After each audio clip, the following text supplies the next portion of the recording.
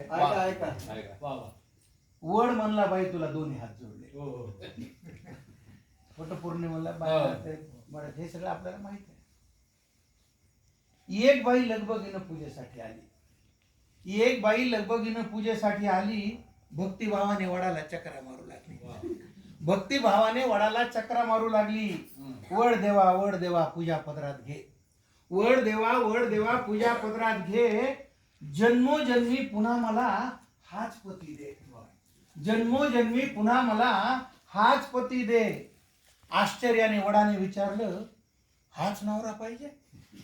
आश्चर्याने वडाने विचारलं, हाच नवरा पाहिजे? काही मन बाई तुला खरंच मानलं पाहिजे. क्या बात आहे. काही मन बाई तुला खरंच मानलं पाहिजे. त्याच्यावरती बाई म्हणाली, काय करणार वड दादा? खूप विचार केला. काय करणार वड दादा? खूप विचार केला. हाच नवरा राहू दे म्हणून आतून आवाज आला. हाच नवरा राहू दे म्हणून आतून आवाज आला. एवढे दुर्गुण असून सुद्धा त्याचीच निवड केली. वड म्हणायला, एवढे दुर्गुण असून सुद्धा त्याचीच निवड केली. म्हणून माय मला तुझी फार दया आली. म्हणून माय मला तुझी फार दया आली. वड देवा तसं काहीच नाही. याच्यावरती बाई काय म्हणाली, वड देवा तसं काहीच नाही. असं नाही की आमचं बिलकुलच पटत नाही. असं नाही की आमचं बिलकुलच पटत नाही. दुसरा नवरा मागायचा मी विचार केला. दुसरा नवरा मागायचा मी विचार केला. पण कल्पनेनंच माझा जीव कासा पण कल्पनेनंच माझा जीव कासावीस झाला. जास्तच बिलिंदर निघाल्यावर मग काय करायचं? जास्तच बिलिंदर निघाल्यावर मग काय करायचं? म्हणून म्हणलं याच्यासाठी वडाभोवती फिरायचं. म्हणून म्हणलं याच्यासाठी वडाभोवती फिरायचं. तुम्हाला तर माहितीये देवा मी काय कमी नाही. तुम्हाला तर माहितीये देवा मी काही कमी नाही.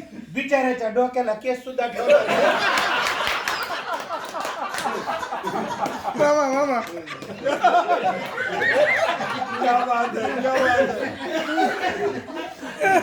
डोक्याला केस सुद्धा ठेवला नाही. अधून मधून गुरगुर करत मी थोडंच ऐकते. अधून मधून गुरगुर करत मी थोडंच ऐकते. या कानानं ऐकून या कानानं सोडून देते. माझी आई मला म्हणली, नवरा बदलायचा नाही. हा मेसेज आला कुठून? माझी आई मला म्हणली, नवरा बदलायचा नाही. एवढा बावळट माणूस तुला कधीच